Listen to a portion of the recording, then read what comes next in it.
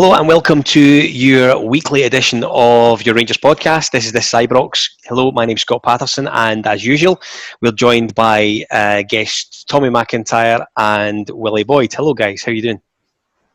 Evening, guys. How are you doing, lads? Very well, thank you. Busy week? Oh, isn't it always? I mean, I don't know about you guys, but it's the 11th of January. I'm not entirely sure where the first week post Hogmanay has went. Agreed. There's quite a lot going on, but same old, unfortunately, when it comes to the pandemic. Indeed, absolutely. Busy as ever myself as well, so although the day I had a wee day off up, so all's good. Lucky man. Aye, very good for you. Yeah, you kept that to yourself. So listen, we won't cover Dubai too much, but I don't think we can let it go unnoticed as we record here on Monday evening. Today has been an absolute bomb scare of a day for Scottish football, and the authorities and all the regulations that are being followed or not in some cases as far as COVID is concerned. I think the big glaring thing for me, Tommy, I'll come to you first, is do the antics of our friends across the city put the season at risk as things stand just now? Potentially, yeah, and probably more importantly, potentially lives at risk as well. And we shouldn't make light of that. And, Christopher Julian, who seemingly, I think, potentially has COVID-19, I might not be right on that, but if he does have it, we wish him a speedy recovery. Nobody should, want anybody to contract it. But, the helicopter is definitely down today in terms of they quite flagrantly played about with the protocols. They were away to Dubai for a bit of a jolly, kind of break. They've come back. Shane Duffy, for example, and again, I'm not picking out individuals here, it's a club thing. Shane Duffy was said by their own club he can't make the Hibs game. He left the isolation of the club bubble to go home for personal reasons. It's quite clearly documented, that's fact. And is now playing this evening for Celtic. So yes, it does jeopardise that, and you get the feeling that they're testing the limits of just how much protection they can get from a compliant governing body. But at some point, and it is a compliant governing body, let's be very clear about that, at some point someone's going to have to draw a line from this. The one capstone to that is if the season was to be called, right, and Rangers win it or whatever, or indeed, probably more importantly, they adopt any points, it plays right into a narrative of their fan support of Operation Stop the Whatever. We are put upon, woe is us, we're a marginalised group within Scottish society, the football masons are out to get us. All nonsense. They are playing with people's lives here and they should be absolutely canned for it. We have to see if that does happen, that we hope that someone gets out and removes all that fencing in and around Celtic Park. Wullie, I want to come to you about the lower leagues this afternoon, who have been penalised almost immediately. And Partick Thistle have put out a really good statement today, verifying what everyone else is thinking, to be perfectly honest, but really, really importantly, going way back to April and with a big shitty stick shouting, "We told you this was going to happen. We told you this was going to happen." Yeah, I know, it's a bit unfair for the teams that are full-time. I think it's them that are getting the most kind of financial pressure probably too. They're going to get hit hardest with this. Queen's Park will be in a similar situation, but they're in League Two, but playing big wages. But I don't know, it's so difficult. But I mean, if I'm Partick Thistle, I'd be absolutely fuming. You've put everything in place probably to go and see out the rest of the season. As you said, they've foreseen this sort of coming, but nobody's listened, and that seems to be the issue at the SFA and the SPFL. So I think as a group, we'll watch the developments for this as they continue during the week, which we thoroughly expect. Back to our team. Sorry, Tommy. My apologies, Scott. Can I just add one thing to that? You're right, we need to move on because it's not predicated on our club. But just one thing that's worth hitting again in terms of the button. Rangers as a club offered to pay for an independent review into the governance of this game in Scotland. An independent review. All we were doing was writing a cheque. And we were sneered at and laughed at and told that we were small-minded with a small mentality and didn't understand the bigger picture. Put that in italics or air quotes or anything else. You want to put it in a poly bag and stick it in the river, right? That's what we were told.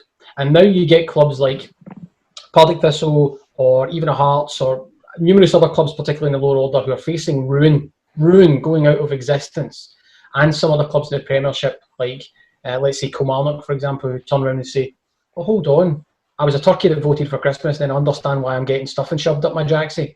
Yep. Do you know what?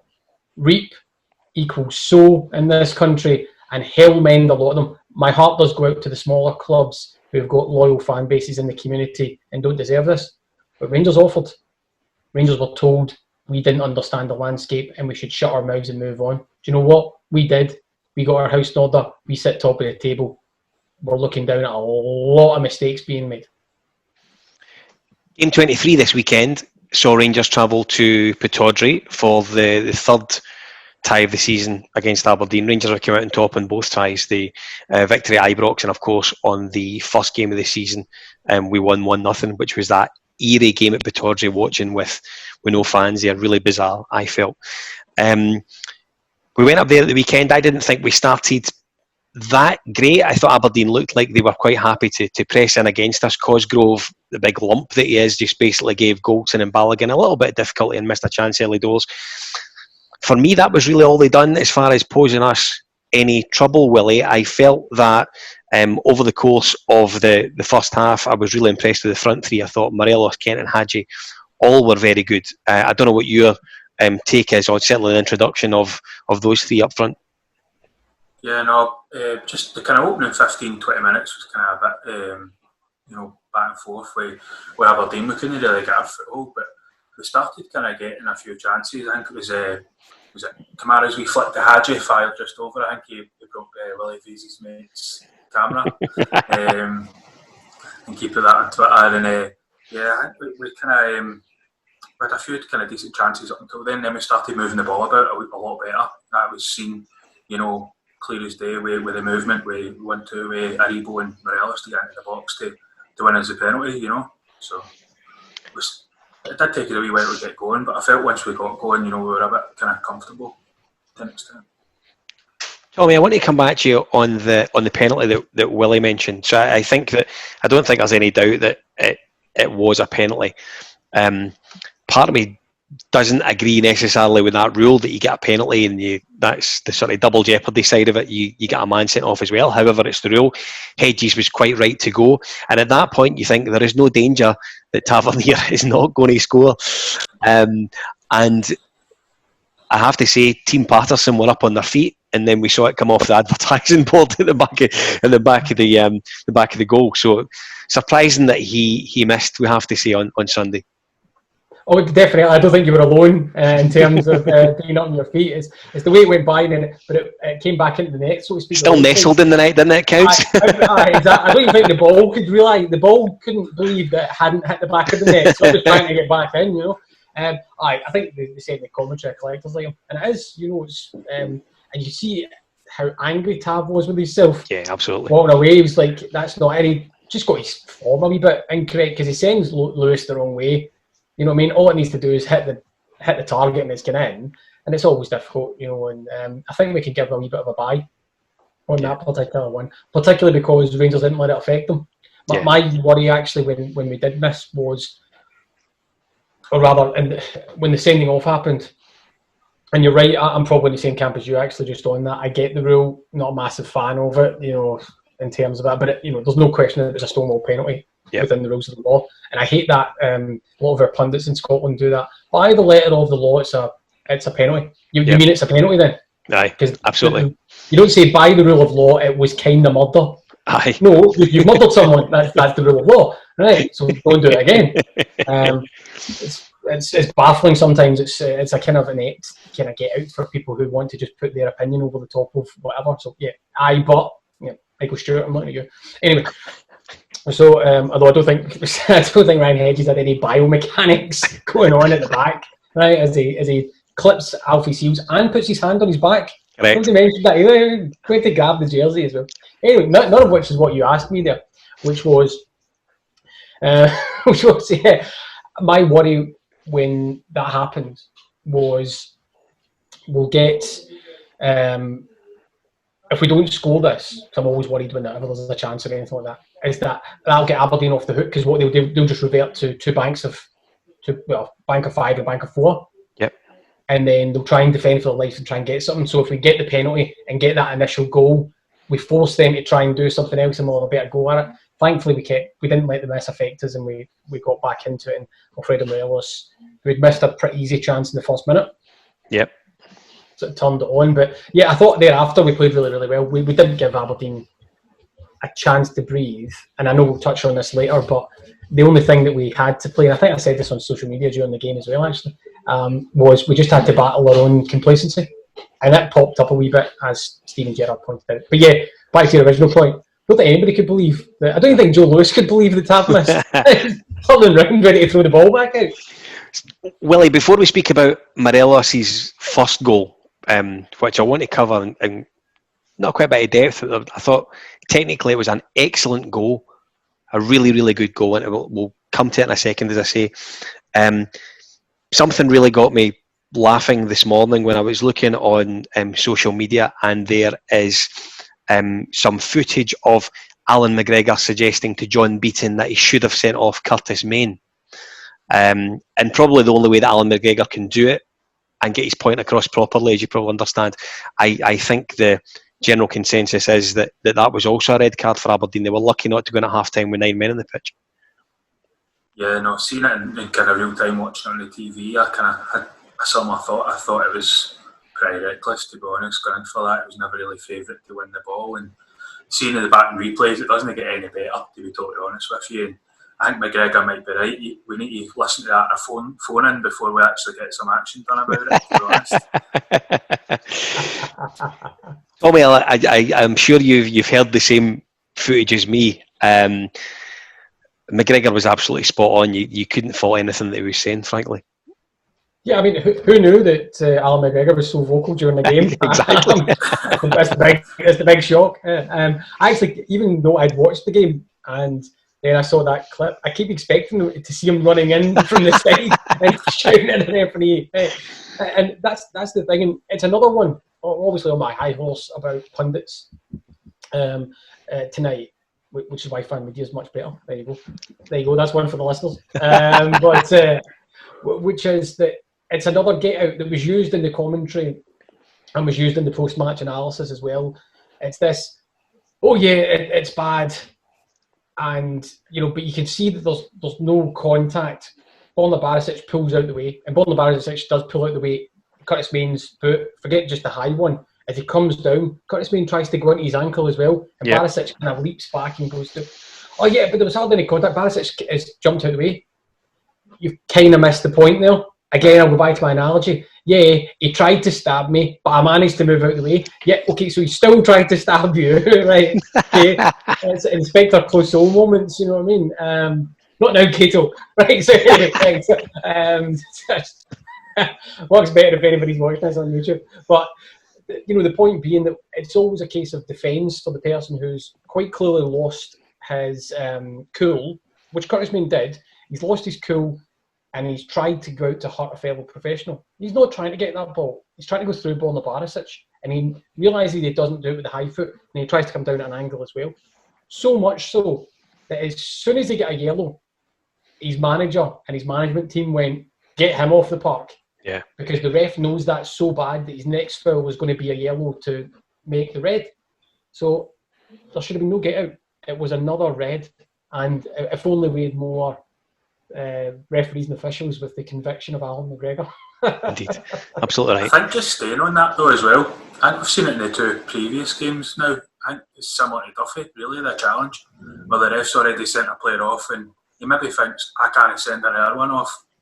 How's that going to look, Yeah, we said that on the pod after the Old Firm game.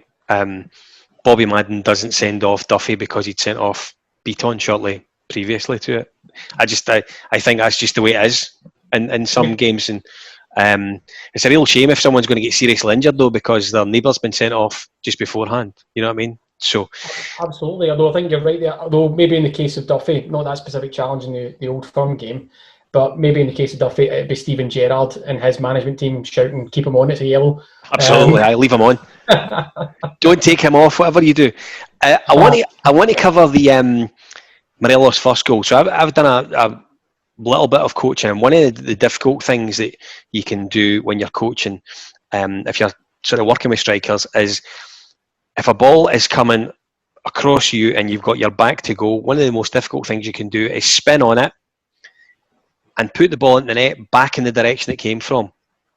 Now, Alfredo Morelos, I urge anyone watching us on this pod to take some time to go back and watch Morelos' body movement and the general execution. It was absolutely spot on. He couldn't have got it any better, Tommy. It was a great goal for him to not reinvent himself, but I think there's definitely argument that his form has been dropping ever so slightly. I felt at the weekend we were starting to see the Alfredo Morelos that we all are desperate to see. Yeah, absolutely. And there's probably a couple of component parts to that. So not having taken or done any coaching or anything like that, but I've missed a fair few of those chances at the 5. and my actually, you guys weren't there. I've scored a few of those chances at the 5. Is what I mean. Right? Although I think Alfie might have a bigger backside than me to hold the defender off, but that's neither here nor there. But yeah, there's a couple of component parts that, one, yes, he's not had a stellar, a couple of months within the season, right? He's not, and some of that's to do with the fact that he wasn't taking his chances, he wasn't getting a bit of luck. He set a really high bar for himself, and it's hard to continually do that and exceed it, so you've got a pitch on people's minds. And also, he was sacrificing a little bit of himself for the team, dropping deep and giving away some of that stuff. Absolutely. With no roof, you were looking, you're thinking, right, is Alfie the man? That chance in the first minute, it's not that he doesn't score it, he doesn't even approach it confidently. He kind of rolls it back to the keeper when he's trying to do a lob. But then, he becomes almost the Alfie of old. He was running into the lines, he was dropping deep and still doing all that, but his movement and lack of movement, just to get the ball and stuff like that in the box was fantastic. As you say, and you see it really well in the replays, there's a camera angle that's facing to the goal. Yep. And you see Alfie, as he takes it in, like you say, knows exactly what he's doing. Yep. Right? It's not just a hit and hope. But as he turns and he hits it in the slow-mo, you can see Joe Lewis has tracked his body movement with the first touch. So he's taken a big step to his right. He's still in the process of that movement when the ball starts to whip behind him, and he has got no chance of being able to redirect his body. So just with that little bit of movement, Alfie wrong foots the defender, but more importantly, wrong foots the goalkeeper. And Lewis is a decent keeper. Yeah. But he's no chance getting to it, and he just fizzed it in. Absolutely fantastic strike, and you could see his confidence just straight up after that. One of them's finally hit the back of the net. Right, magic, let's just keep going on and giving him a real tough time. It was really good to see. Wullie, the trip to Paterson is often a daunting one, like it or not. We always go up there and you never know what Aberdeen you're going to play, and that's just the way of it, because they love playing against the Rangers, let's be honest. I think to going up there 1-0 at half time against a 10-man Aberdeen, you were really quite pleased and looking forward to coming out in the second half. We'd done that and scored a really good goal in the second half. Good play down the right-hand side. And the cleverest of deft touches from Ryan Kent, again, places the ball straight into Morelos' path, and another really good finish for his second goal of the afternoon. Absolutely, you're spot on there. And I also want to give a shout out to Hadji, who I thought was pretty good with his movement off the ball as well, because he dragged players and made the space for him, able to dip his shoulder, get the ball in. Kent's lovely wee touch.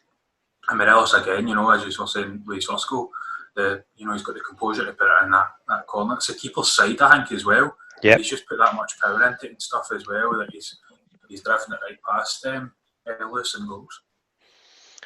Tommy, we, since the start of the season, haven't had many weeks where we have had a free midweek, almost.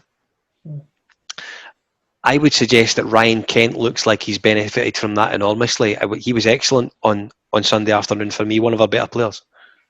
Definitely. Yeah, I agree with both of you guys. The triumvirate of Hadji, Kent, Morelos was fantastic. I mean, I appreciate they're up against 10 men, which gives some pros and some cons because teams tend to get a wee bit tighter. And I thought Aberdeen actually, by and large, handled themselves pretty well going down to 10 men. Yep. Which you'd expect from a reasonably well-drilled team. But yeah, I completely agree. I was trying to think of better performances this season from Ryan Kent, and I go back to that first game where he scored the winner at Paterson that you referenced earlier on. and I couldn't think of many more games that would be in the same bracket. I thought that might be, it's right up there with one of his best performances of the season. Yeah, in terms 100%. of he was getting into teams, he was dropping deep, and this is one of my frustrations sometimes with Frank Kent. He was dropping deep, but then he was actually going through the gears a bit more, and space was being created in front of him, and he was doing more to pull people out of the way. I sometimes think he can be a little bit complacent with that, and what I mean is he goes past one guy, and then he looks up and he doesn't see it on, he'll lay it off. I don't expect him to be able to beat teams on their own. I'm not having a go at him. Yeah. I'm just saying there was a lot more end product to pulling people out of position at the weekend. The short answer was I agree with you guys.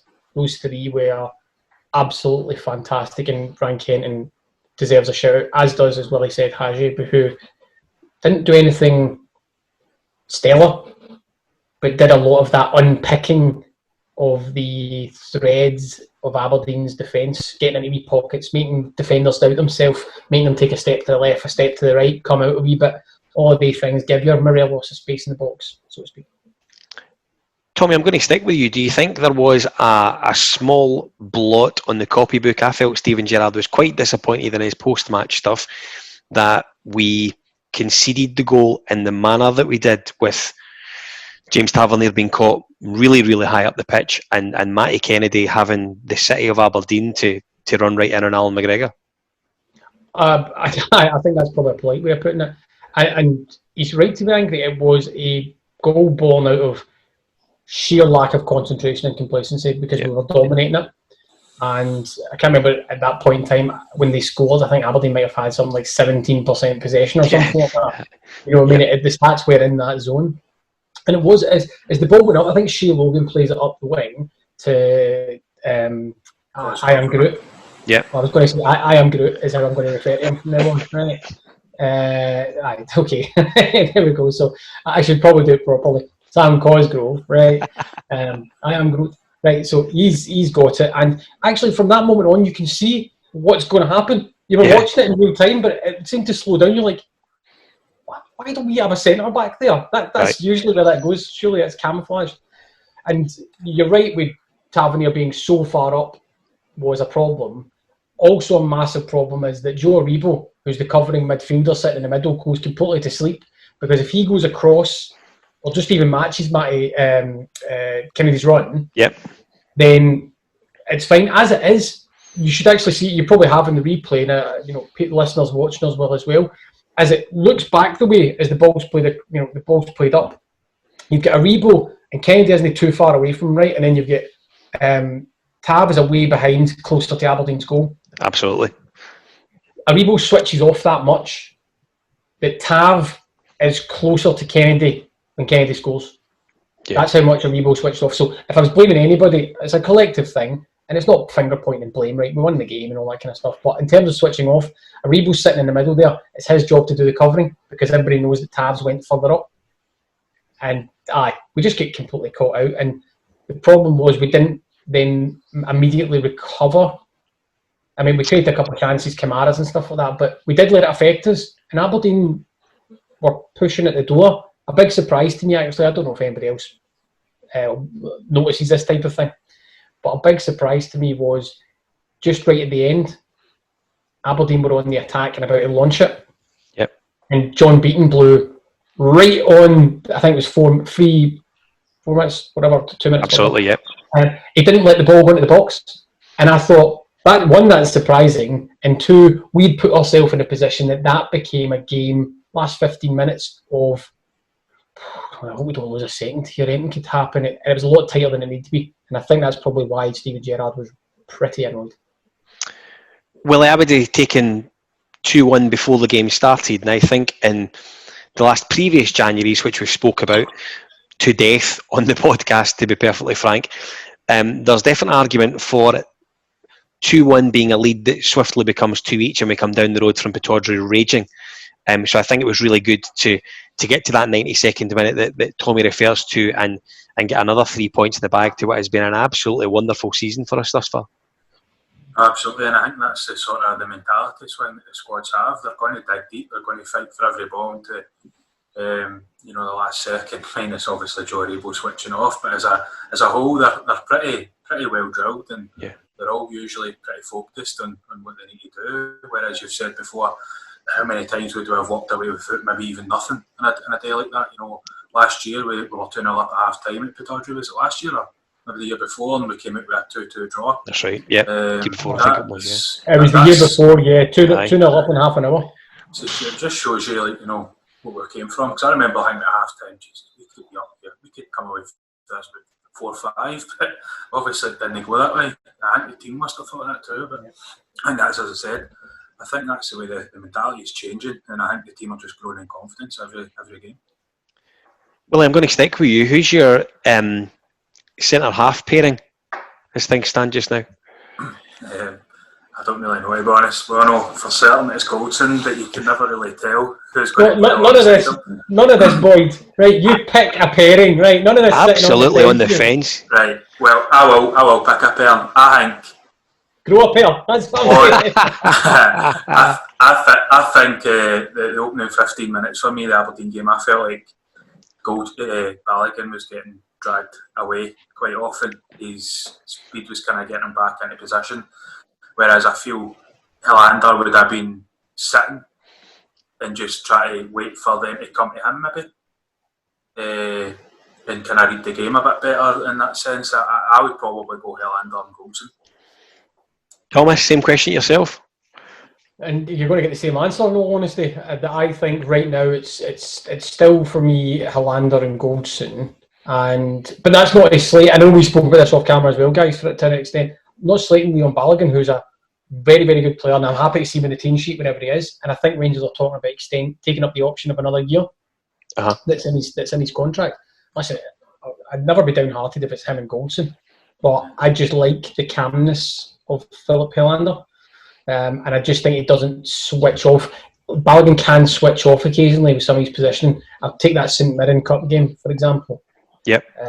And don't get wrong, some of the counterpoints you might give them, listeners, viewers might give them as well, was, okay, well, what about Helander against Benfica or, you know, whatever. I get all that, but Balogun's got a wee bit to go just to take Helander off the chessboard, so to speak. I don't know why I'm talking about chessboard, off the pitch. Right? It's easier to stick to the same game, right? But let's not forget we've got Nikola Katic still on the verge. On the verge of, I don't know, painting himself blue and calling himself the Rangers Hulk. Right? He's a real warrior, isn't he? Yeah, absolutely. Honestly, he's probably just need to put on a couple of pounds of muscle, and then he's in my. Then he'll be okay. Aye, absolutely. I'm just thinking that, looking at you there, Tommy. Oh, listen, this isn't me. I'm just really far away. There you go. We're very blessed to be able to have the argument of Goldson, Helander, or Balogun, and we've got Katic not coming back. I remember a time when we were looking at centre backs in Rangers jerseys and going, I don't want any of them. You could play them all and we'd still concede. I think if Helander had the pace of Balogun, I don't think there would be any debate. But I think the way that teams are playing against us just now, if they're putting one man up top that's pacey, I think Steven Gerrard sees the value in having Leon Balogun in there beside Goldson as opposed to having Helander in there. Perhaps different in European games. All things being well, we'll find out against Antwerp. I would fully expect Helander to play in those games because he is more of a continental centre half. Probably comes from his time in Italy, certainly. Do you know what? It's a very valid point, right? And there's no wrong answers. It's a really good point. And like I said, I don't think there's a bad pairing in there. Yeah. Right. And you know that Goldson's always going to be the main one. I think just in his defence and Balogun's defence as well, or in your pick's defence, is that I think he's better than Helander at stepping out of the defence with the ball, and he creates a wee bit of havoc in the midfield for other teams. You know, he does come forward, whereas Helander not so much, and maybe that speaks to the pace bit as well. With Helander knows if he steps out, he's not getting back as quickly as he maybe needs to. So I do get the point. I do get it. This is Ibrox.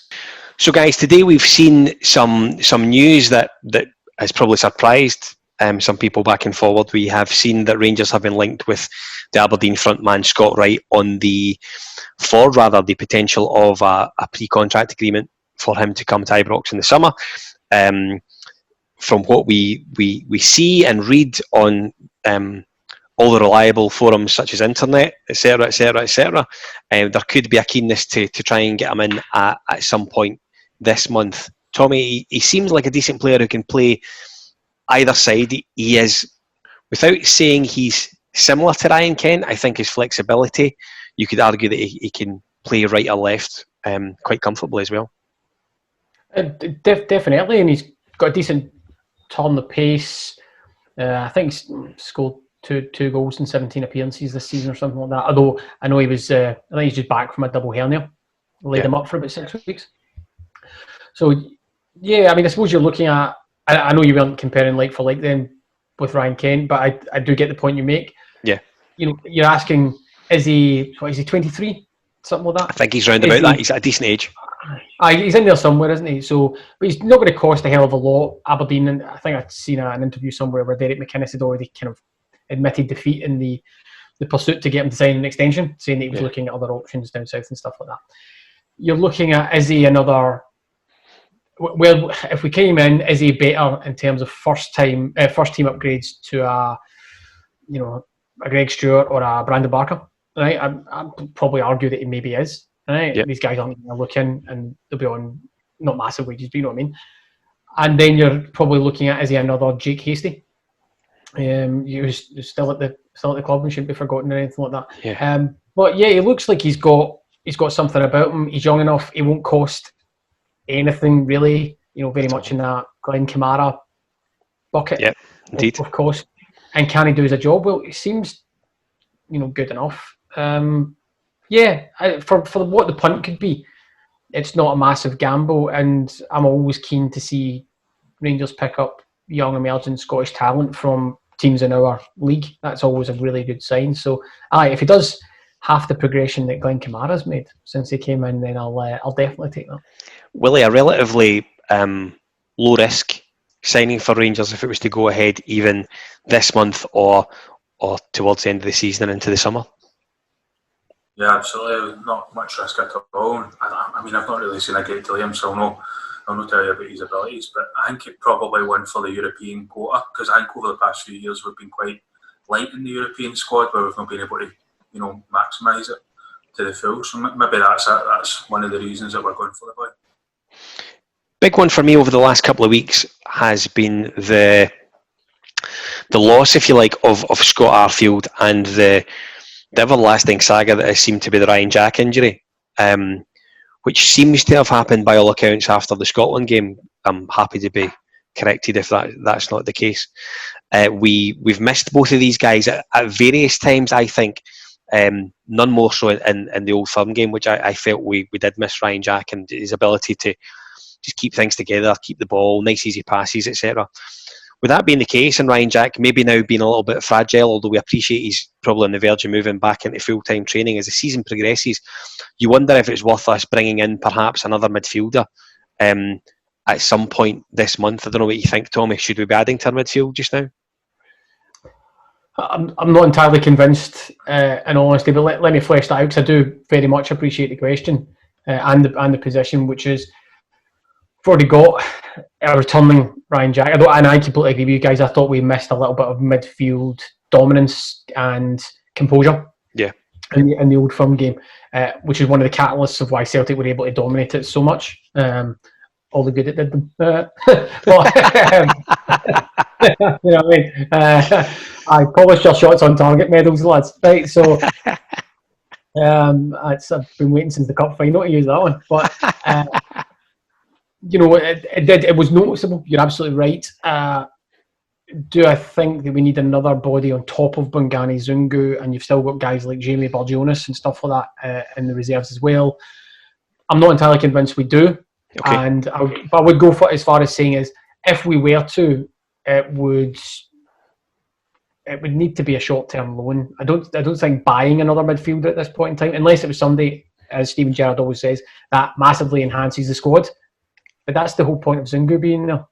Right. I think maybe the problem is Zungu and I'm not going to go with Bongani Zungu here, but in his short cameo appearances and his 2 starts, hasn't he said wee flashes, but he looks like the kind of guy who's still trying to get up to the speed of the game in Scotland. Willie, same question to you. Do you think we need another midfielder this month? Well, as Tommy said, we've got other players in reserve like Jonas and stuff like that, so I don't think it'll happen, if I'm honest with you. But I'm just wondering, just going to throw something at you. If we did need another midfielder, do you think the possibility is there to recall Ross McCrory? I seen this last week, and I don't think there is, purely because of the agreement in place with Aberdeen. So I doubt it very much. From a young, promoting the youth perspective, Tommy's referred to Jamie Burjonis there, who I thoroughly expect to go on loan at some point this month. It'd be interesting to know if there was a similar sort of agreement in place for Stephen Kelly, who I believe has now had sort of 3 man of the match performances on the bounce for Ross County under Yogi Hughes' leadership now, of course. So it would be very interesting to know how Stephen Kelly comes back in the summer and if he automatically becomes part of the first team squad at Ibrox. But I think that the Ross McCrory one is one that is definitely done in the water now, Tommy, I think. For all those reasons you mentioned there, and I'm sure I'll maybe cause a little bit of unsettling with some of the some fans, but it's just not good enough. Why would you bring Ross McCrory back? Yeah. He's the reason why he couldn't get a berth in our team is because Steven Gerrard, the management team, looked at him and went, "You're not a centre back, you're not a full back, you're not a midfield destroyer, you're certainly not a midfield passer of the ball." And that's not me having a go at the boy. I thoroughly hope he'll get so much better going at another club and eventually comes back to Rangers, because I know he's a fan and all that kind of stuff. Yep. But it's not good enough. So if you're going to bring somebody in, they have to be able to go into the first team, which is why you need a level of quality. So some of the players that we're referencing there, maybe Kelly, if you're willing to take a punt again, but if you're going out to get somebody, it has to be somebody who can come into the team, or at least be expected to be able to provide a decent level of performance. Because what you're looking for is the question back to you both then. If, let's say, the predication of your question is, we're going to go bring in another midfielder because we need it. Short term, right, because of the injuries to Scott Arfield and Ryan Jack. Okay, so you're looking for somebody who can come directly in, or are you looking for somebody who's going to still be behind Joe Aribo, Glenn Kamara, Bongani Zungu, Stephen Davis, in which case you're starting to go down the pecking order, because you're going to end up with youth or somebody coming towards the end of their career because they're being asked to go out to loan, where they're going to sit on the bench at best for the rest of the season. I think it comes down to, in some respects, how much can we rely on Stephen Davis to continue to churn out the performances that he has done for the last couple of weeks over Christmas and New Year. And indeed, throughout January so far, he continues to impress, and like he's mid-20s as opposed to mid-30s.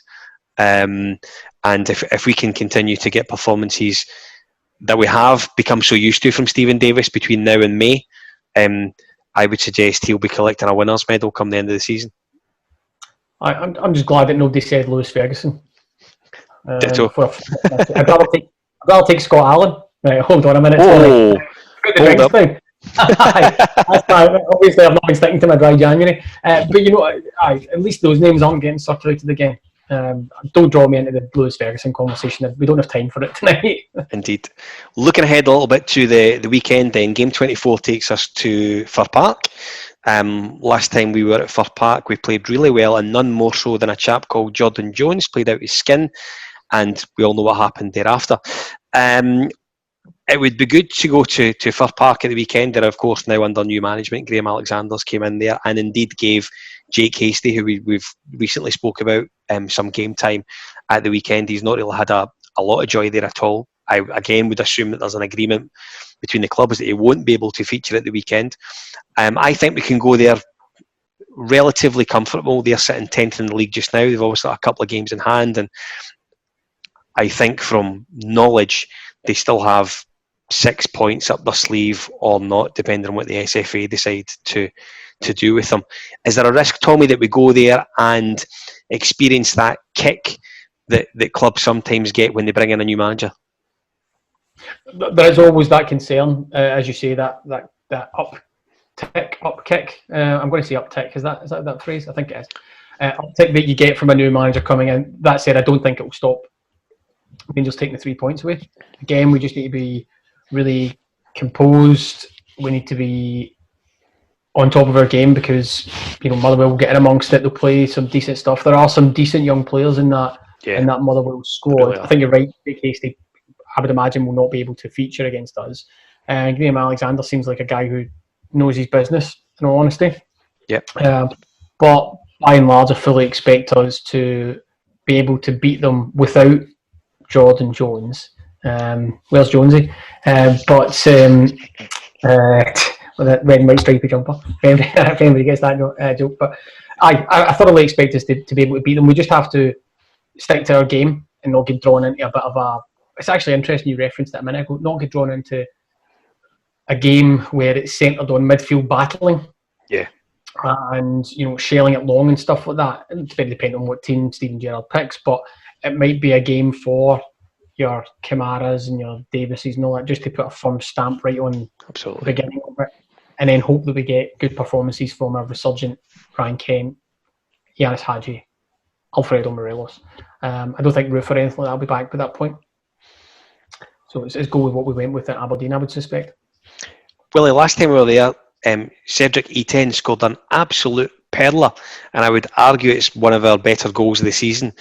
It would be good to see him get some game time again. His game time probably over Christmas and New Year and into the month of January so far hasn't been great, so I suspect you'll maybe see him over the next couple of weeks and get some more football into his legs.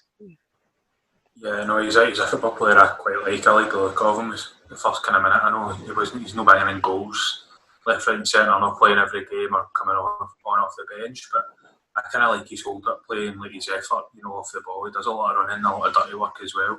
Yeah. Hassles defenders, so he's always that kind of, I don't know, I quite like a striker like that. He's similar to Morelos in that way. Also, I put in my Twitter about, I kind of feel sorry for Morelos because I would start with Etienne up front because he's kind of got this vendetta against Motherwell, hasn't he? He scored quite a few goals against them. It's similar to what Papach had against St Johnstone, I think. Of course, yeah, absolutely, aye. Tommy, I think the big thing for me at the weekend and the thing that is really making us tick just now is the front six, if you like, the sort of midfield three and how they play, and the three up front of, one would assume it's going to be Kent, Morelos and Hadji. We spoke previously about how we're not playing with wingers, and I genuinely don't think we are, but the licence of Hadji and Kent to sort of play narrow and almost roam around the pitch is really good to see this season. They've given us some really good games. They have, and I think I think you're right, and I believe we've maybe referenced it in some ways previously as well, which is it's the nature of the rotation of the front three, which baffles defences and opposition defences, and to a certain extent opposition midfields, because they don't know if the midfield should drop back to cover a deep dropping Morelos, or the centre backs don't know whether they should go into the midfield to follow him. Do the full-backs come inside when a Ken or a Hadji mix across? Or does a centre-back take him up? That you're really relying on some amazing communication between the back fours, back five. Well, this is Scotland. Between the back 10, whoever we're playing against, right? You start to wonder why teams are coming out with walkie-talkies. They're all so bunched, right? But it's just that rotational nature. You're absolutely right. Given that, it is a catalyst for, Rangers are all about, expressive movement or dynamic movement in that final third of the pitch, which is the front three pull you apart, and then what you're hoping for is the kind of golden part of that is if you're not getting goals from your front three, somebody from the midfield is running beyond. We saw a little bit of it from Glenn Kamara with his shot against Aberdeen where he does a 1-2 with Morelos, but that's where we're missing an Arfield or Aribo getting back completely on song, because Arfield's amazing at it, at getting beyond. But if those things can come together, then Motherwell will get battered. Simple. Well, as it stands this now, we're 23 games in. We're unbeaten. Best goal difference in the league at plus 53, and we've only conceded 6 goals. We obviously know that the team in second have games in hand to play. They have to win them. I think everyone largely expects them to do that. However, we do move throughout January, a month that previously has given us a lot of jitters and a lot of uncertainty. There's definitely a change on this season. There's a change in mentality. There seems to be a change in atmosphere in and around the players. I think we look really, really good and strong going throughout the month. It's going to take a really hell of a good performance or a complete brain fart from ourselves for us not to win the league this year. Absolutely. I think, the cup upset with St Mirren, when St Mirren beat us, I think that gave us a wee kind of kick, because through December, I know we're still not really quite at the levels we were maybe October, November, but I think that kind of gave us the next wee kick on that we needed. Made the squad kind of focus a wee bit more. And to be honest, I said it right at the start of the season, I want the league, so let's just hope that continues. Tommy, our numbers and our stats generally, as things stand just now, are very, very impressive. Best team in the country. It's stats can tell you some things and hide some things, and I'm not going to roll out the old Debbie Scovedale as much as I enjoy it, but the stats are telling, or just backing up what we're seeing with our eyes when we watch Rangers and when other supporters of other teams watch us as well, is that the two things have come together. The stats are telling us we're the best team in the country. Our eyes are telling us we're the best team in the country. Opposition teams are telling us we're the best team in the country. Results are telling us we're the best team in the country. There's a small, narrow corridor of media that tells us we're not the best team in the country. Yeah. I sense that we might be the best team in the country. Indeed.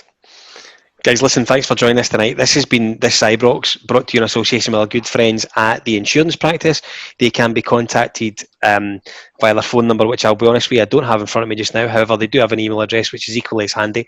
Admin at theinsurancepractice.co.uk. On This Is Ibrox, across our website, www.thisisibrox.co.uk. Check out all of our previous pods.